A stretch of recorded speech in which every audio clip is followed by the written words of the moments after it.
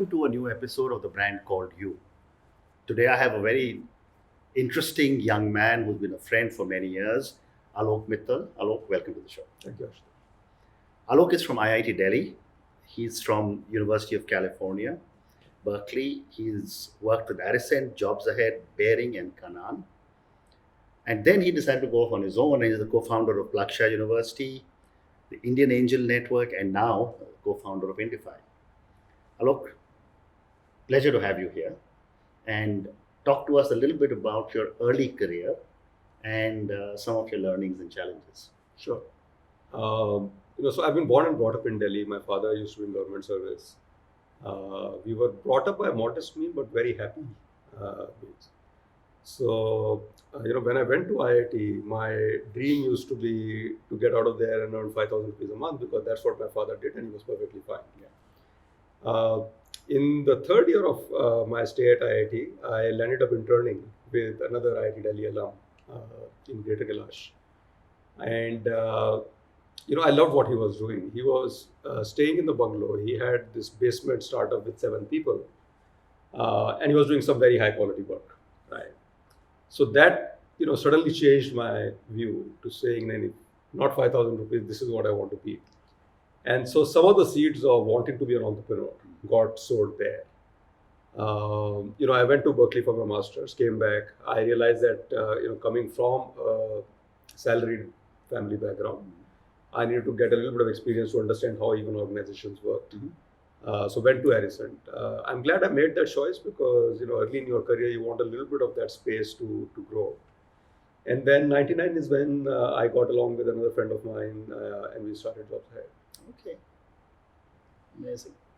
And most people from IIT went off overseas, worked abroad, and then very few people did come back. You chose to stay in India and build a whole, not just a career, but your life here. Why did you choose to do that? So I think the early decision was really motivated by 2 factors, right? So as I mentioned, I wanted to do a startup, and somewhere in my mind, it seemed to me that doing that in a local setting might be easier. I'm not sure whether that observation was right or wrong, because the Valley is a very vibrant startup ecosystem as well. But second, I think personally, I felt very comfortable with where I was. And so in my mind, I did not see a reason why I should be chasing something else. Okay. And honestly, I've never looked back on that decision. That's terrific. I mean, you're one of the few people who chose to stay here and who have thrived here. I think most of us who chose to stay here have thrived. Correct. So I think the decision has, the call has been more around where you felt comfortable being, rather than necessarily the chances of success. It was hard to see that in 94, 95. But I think by the time we got into late 90s to early 2000, it was obvious that India was going to go through this massive trajectory. Correct. I agree. So let's move on and talk a little bit about your investing. As a founder of the Indian Angel Network, raising money seems to be the biggest challenge for most startups. At what stage should an entrepreneur who has bootstrapped his or her enterprise start to look for angel funding? So I think first thing, raising money is hard anywhere in the world. Yeah. It is supposed to be hard, right? There is a selection process that is going on. And so whether it is in India or whether it is in the Valley, you will see 5 to 10% success rates in raising angel capital, 2 to 4% in raising venture capital, right? Those are very typical selection rates in this business. Having said that, I think over the last 15 years or so, the availability of capital has become far smoother. And what I mean by that is 15 years back, you could still raise money if you had the network. Right. Today, you can raise money if you have an idea and a credibility to execute on that idea. Right. So it has become more open and democratic. Really, there is no ideal point to raise angel capital. There are 2 things that I'm seeing. I'm seeing some entrepreneurs who've been working for 10 years or so, and they choose to bootstrap the company initially on their own, maybe even put in 30-40 lakhs over that bootstrap period, till they get to a little bit of what looks like a proof of concept, right? And then they want to go out and raise that first 2 or 3 crore check. That's the typical size of an angel deal, through which they want to really prove out the concept and then get to the next step. The second thing I'm seeing is very young people, right? Literally starting in college dorms, who don't have the 30 or 40 lakhs to invest, but they have the hands-on skill set, right? So they are coding, they're essentially bootstrapping by themselves, Correct. and getting to a point where they don't necessarily have an in-market pilot, right? But they have something to show, right? And on basis of that, they can raise a couple of crores to get there. So I think from an entrepreneur standpoint, really be driven by when do you need the money really. I think the need for capital should drive fundraising, not the supply of capital necessarily. And second, while angel capital and the name has kind of stuck, it's not really angel. Angels are there to make money, and hence they would want to see some credibility, whether it's in the person, whether that's in the idea, whether that's in the proof of concept. So having that little bit of support to the business is important. Okay. But one question that is often asked by the young startup entrepreneurs, and I've had a few on our show, is that when they raise angel money, they get almost completely diluted. What happens to them? Yeah. So again, there are two categories that are emerging, right?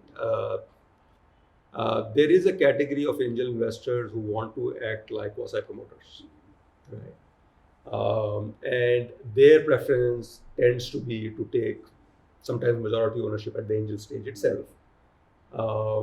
They believe that they bring in value, but they are not in an executive position. Honestly, my observation, I haven't seen companies that have thrived with that structure. Correct. Right? They have a limited runway because very soon the entrepreneurs down to 10%, and then the motivational factors start to kick in. The ability to attract future capital gets compromised because other investors are saying, what's the motivation here? More typical angel investing that is happening today, that 2 or 3 crores that is getting raised for 20-25% of the company. Right? So all the angel groups or even syndicates of individual investors are largely calibrating themselves in that zone, which then leaves enough runway for a couple of more rounds to be raised and the entrepreneurs still to have 25% of the company.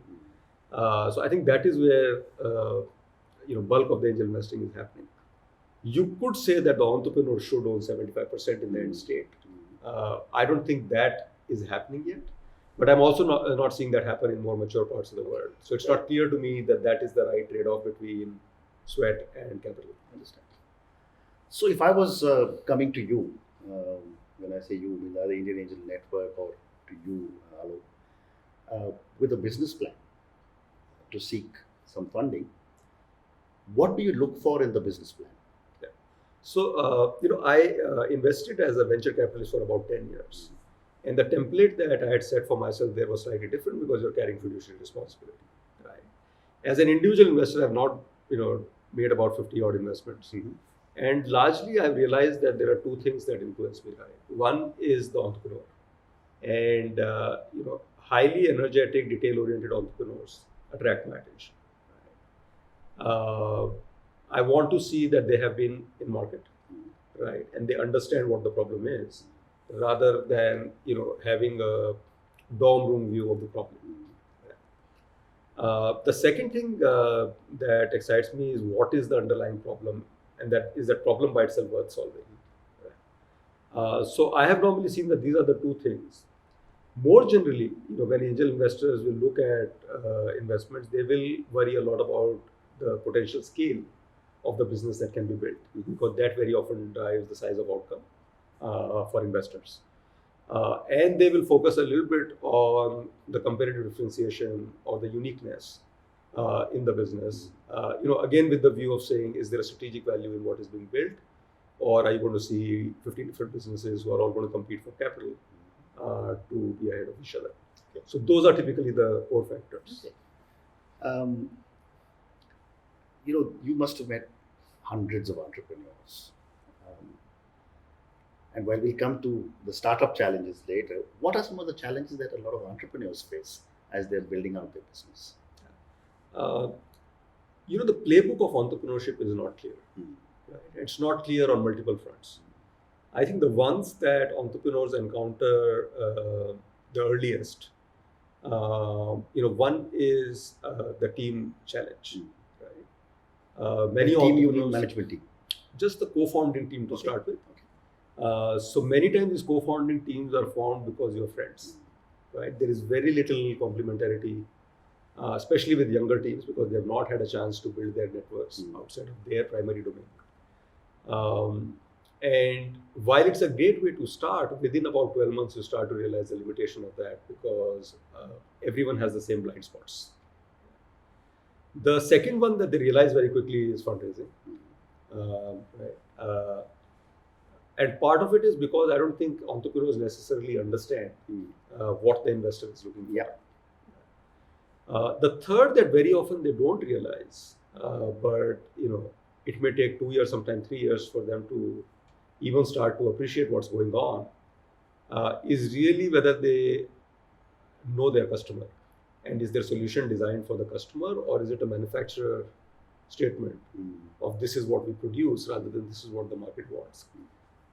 This one takes longer because entrepreneurs typically will go through 2 or 3 attempts at proving out a pilot, putting that product out in the market before they start to realize that there's something which is not clicking. So with younger entrepreneurs, those are the issues. With the more seasoned entrepreneurs, I think the fundraising issue remains, because many times the seasoned entrepreneurs also don't want to put themselves out as much in terms of fundraising effort. But normally their networks will allow them to build good teams. They will have enough sensitivity to the ambit of issues that it takes to build the business. Interesting. And as an investor, how involved do you get in governance of the investing company? Yeah. So as an angel investor, I personally do not get involved with that a lot. Right. My philosophy of angel investing is I've got limited time, and hence I'll make myself available where the entrepreneurs want me to be present. So I don't take board seats, I don't take advisory roles, but I do interact with my entrepreneurs depending on where they need me. Typically, the kind of things they will call me for will be strategy, business model, sometimes hiring, and very often fundraising. Right? They will, for example, not call me on product development because perhaps they've got better advisors to reach out to there. When we invest as angel groups, we are holding ourselves out there to take care of the governance. So as an angel group, we normally have a system where there is a lead investor from within the angel investors who will take the board position and who will start to put governance in place for that startup. So the governance element is extremely important. Someone needs to do it there. And the general practice is that there are 4 or 5 investors, and one of them will take the lead in a given company, someone else will take a lead somewhere else. And you, in some sense, balance out that load across startups. Okay, interesting. And at what stage do you look for an exit? I actually haven't looked for an exit yet, in the sense that I've been forced into some exits because the company was selling or there were situations. But my own philosophy is to stay as long as possible. Right. I think one of the things that we are known for is we sold jobs too early, and so my learning from there is never sell a growing business. Okay. So yeah, I would as an angel investor like to stay as long as possible. Interesting. So let's move to Indifi Technologies. Talk to us a little bit about what Indifi does, and then I'll get into some specific questions. Sure. So Indifi is a platform for small business lending. It is a massively underserved market. So in India, all of small business lending is about 15 to 20 lakh crores, and there's a gap of 25 lakh crores. Right, out of the 40 million odd non-farm MSMEs, less than 10 million have any form of formal credit. Right? So there's a massive issue in terms of financing the small businesses, and so that is the space we are playing. We are trying to leverage technology and data, but also customer insights into saying why are we credible in solving that problem, where many large banks have not been able to gain the penetration that one would like to see. And I've always heard contrary views on small business lending. One classical example is when Grameen Bank launched microcredit in Bangladesh. I remember I was talking to Professor Yunus, and I said, how do you secure the money? And he says, you'd be surprised. The 10,000 taka I give to a woman is more safe than money that is given by a bank to a corporation. Is that similarly your experience also? So no, I think microfinance financing was a technical innovation, or is a technical innovation Mhm. at par with light.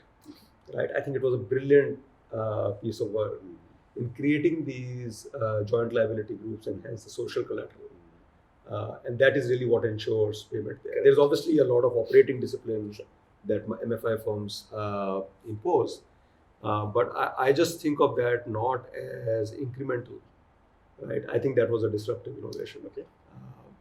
MSME lending is still being done, one to one, and hence the risks of that business are much higher than what a typical MFI business entails. Off late, corporate businesses, have been the core of a lot of problems in the financing sector. So today, I think the SME sector may look better than the corporate sector, but over a period of time, SME sector tends to have higher risk. I see. Now, the reason for that is because these are thinly spread businesses and they exhibit a lot of volatility. And to be able to tide through those volatilities is a challenge. It's not just the business volatility; it's also the proprietor's personal volatility, right? So we've heard this narrative that a health situation can pretty much pull a family into poverty. If that family owned a business, it would also pull that business into delinquency. So the risk in small businesses continues to be high. That is really, the core reason why they remain underserved. And despite that, you are growing the business and doing it very well. So how do you secure the money that you're putting out? So, when we started the business, really, I don't come from a debt background. And so one of the first questions I asked my co-founder, who does come from a debt background, was, why are these guys underserved? Right? Banks in India are hungry, they're smart people, they have capital. So there shouldn't be a reason why 80% of the small businesses don't get formal credit. And we went to the market, we explored that question a fair bit. Really, our core of the business or core of understanding is that SME lending has been done in a one-size-fits-all manner. And that is what increases risk in the business, in the lending business. Okay. So, 15% of restaurants go out of business every year. So if I'm going to lend to restaurants without taking an industry-specific view, then I'm going to lose 15% of my customers' businesses. Right? There's no way I can build a lending business on top of that. So the industry realizes this and then says we can't do unsecured lending to restaurants, right? Because there is this big risk sitting out there. What we are saying is, no, you can do lending to restaurants as long as you can calibrate their risk of shutdown, right? So by going vertical, we are solving for the industry-specific risk and hence being able to lend, right? So that is the tip of the arrow for us. Rest everything follows. Okay. But that is the differential approach we are taking in the market. Very interesting. And a more generic question to you on NPAs. I mean, we seem to be plagued by NPAs in every bank. I often say you scratch the surface of a bank and you find NPAs. What do you think is the cause for these NPAs and what is the solution? So I think financing is a cyclical business, right? There are phases of high growth when the credit discipline takes a back seat. And I would argue that somewhere between 2012 to 2017 was that period for the Indian market. We did see a period of NPA revelation in 2008 earlier. And I think we are sitting in a period where that is coming and it is hitting us again. There are obviously franchises which are performing extremely well in wake of this, and there are franchises which are at risk. So I don't think there is anything unnatural about what is going on. Obviously, every cycle is also a cycle of learning, not just for a particular company, but for the industry as a whole. And I think the two or three things that are, coming out of this particular upheaval. One is the whole issue of asset liability mismatches, right? The sources of funding for financing businesses had shifted from being long-term capital to being very short-term capital. And the risks of that are becoming more evident. The regulator is getting more aware of those. The second really is these complex corporate structures and the evergreening of loans within those structures. So I think we had wisened up to evergreening to a specific company. But now, they have just translated into these circular structures which hide the reality. I'm not sure if we as an ecosystem have wisened up to that yet in terms of how we solve for that. But that is certainly one of the big root causes that is, or mechanisms that is showing up. Interesting. So, Alok, now moving to a little bit of startups before we come to some personal questions. Again, you must be seeing so many startups, people who make it to your funding and a lot of people who don't make it. What are some of the basic mistakes a lot of startup entrepreneurs make? I think one, and I referred to this a little bit earlier, is not connecting enough with the customer. Okay. Right, and especially with the advent of internet mobility and the startups that are in that domain, it almost seems at points that you can work your way through data through A/B testing without really going to the customer and saying what do they really want, what's your insight. So I normally encourage founders to spend a lot of their time in the market. Okay, to really understand, where the customer is coming from, why the problem exists, even if technology is the tool for solving that problem. The second is over-optimizing equity. Right. So I've seen founders raise 1 crore less because they will dilute 5% less. My approach always, and maybe because we are one of the .com crash survivors. Maybe because of that experience, my bias always is to raise more than you need, even if it means incrementally more dilution. Third is sticking to the same idea for too long. Okay. Right. I think there is a balance between how quickly you abandon an idea, but on the other side also how long do you stick with an idea, right? Which makes for successful entrepreneurship. And I've not seen a lot of problem with people abandoning the idea too soon, but I've seen people getting stuck in the same idea for 5 years, 6 years, when they themselves do know that they haven't really found the sweet spot. So yeah, I think many entrepreneurs would do well to at least have an annual cycle of reviewing themselves, right, in their personal space. To just understand, right, what were their starting point thesis, what's working, what's not, what is it that they want to change. So some sort of a not too frequent but there cycle can help. I agree with you. So let's look at some of the challenges a lot of startup entrepreneurs face, and we do know that 9 out of 10 startups don't necessarily make it. And yet, most of us, particularly in India, have been constantly told by parents, and we tell our children, how important it is to win, how important it is to come first. And then when startup entrepreneurs fail, unlike the US or the Valley, where failure is seen as a learning, here failure leads to a lot of entrepreneurial depression. Is there time now for us to start talking openly about about failure, so that startup entrepreneurs don't just break everything that they have? Absolutely. I think that issue has been out there for a long time. I do think that the acceptance of failure within the startup ecosystem has gone up significantly. Okay. However, the ability for entrepreneurs to accept that hasn't.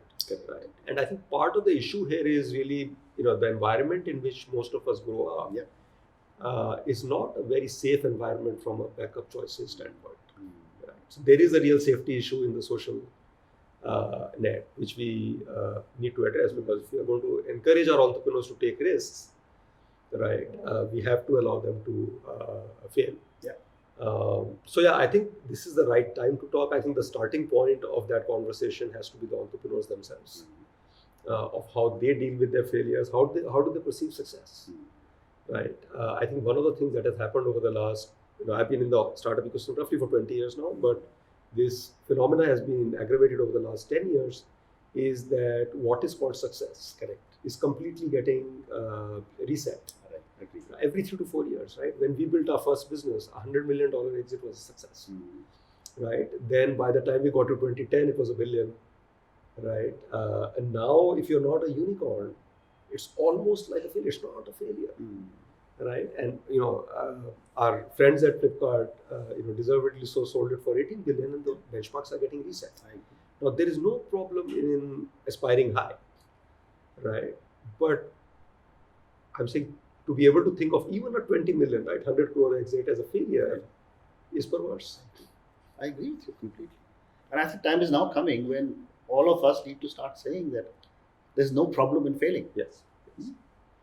So, Alok, moving on, some more questions about you personally.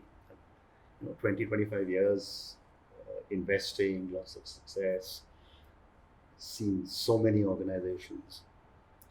What is the secret of your success? So I will leave the word success out of this equation, right? Because the previous remark I made, the benchmarks for success can be very different. But yeah, I think some of the things that have worked for me personally, I don't carry my yesterday's achievement to tomorrow. Right? So I feel like, I need to work as hard today as I needed to on the first day. So there is a constant enrichment, that desire to solve problems, which carries me to work every day. And that is what I enjoy. Yeah. So I think that is a big element of what drives me personally and keeps me going.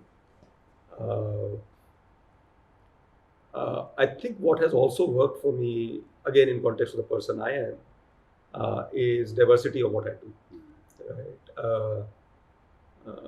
When I graduated from IIT, it would have been impossible for me to imagine the experiences I've had. Correct. And I think I felt comfortable putting myself in those positions. Whether it was my first transition from a safe job to a startup setting, or then from startup to investing, or then even back from investing to startup, which many of my friends tell me is a harder transition to make. But I think those transitions are things that have kept me alive. It gives me new ideas. It allows me to learn new spaces. Of late, I think the third thing that I'm enjoying very much is backing younger entrepreneurs. Right? I envy a professor's job, right? Because being around with this constant streams of new students keeps them young. Correct. I think in the startup community, investing in younger startups is our mechanism of staying young. Right? Staying young, not just personally, but also in terms of ideas you're seeing in the market, what is evolving and so on. So that is something that I do for multiple reasons. I enjoy doing it, but it is also something that keeps you current. Very interesting.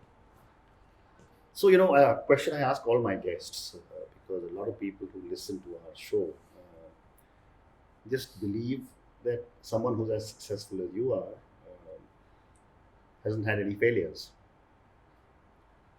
Question to you is, what are your learnings from some of your failures?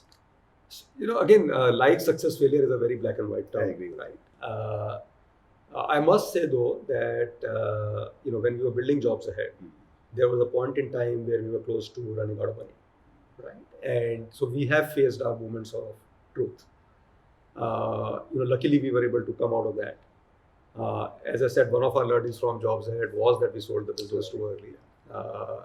It's not a regret. I think for 27-year-olds it worked out fine. But certainly there is a learning sitting there.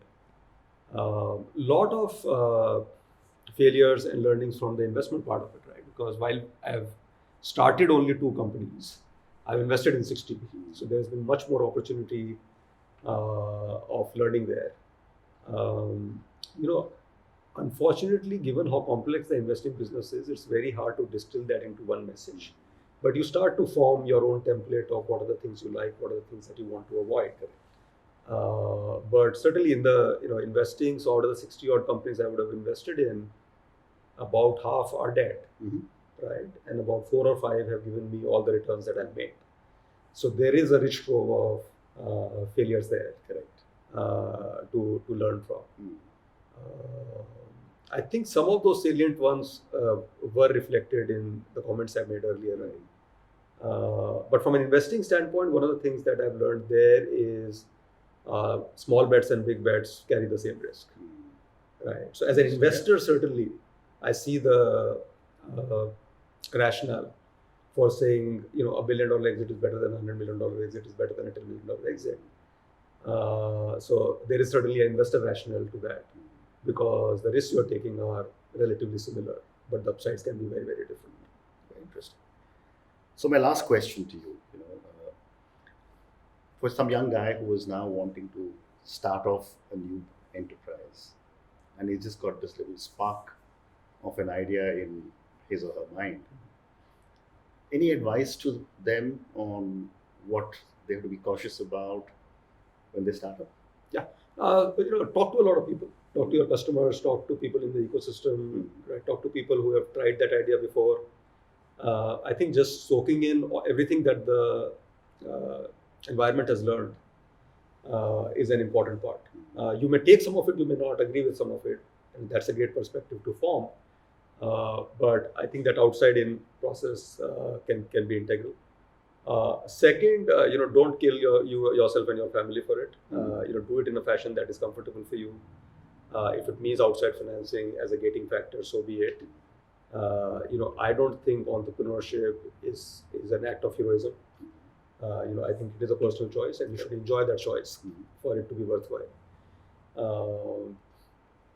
And I think know when to quit. There are friends of mine who stuck to the same thing for 15 years, and knowing fully well that they haven't hit the sweet spot. So I think knowing when to quit is an important part of entrepreneurship. Alok, thank you very much. I think your comments are invaluable. I have learned a lot today, and I'm sure all our listeners are going to really appreciate such candid comments. Thank you, Plaksha. It's a pleasure being with you on this. Thank you.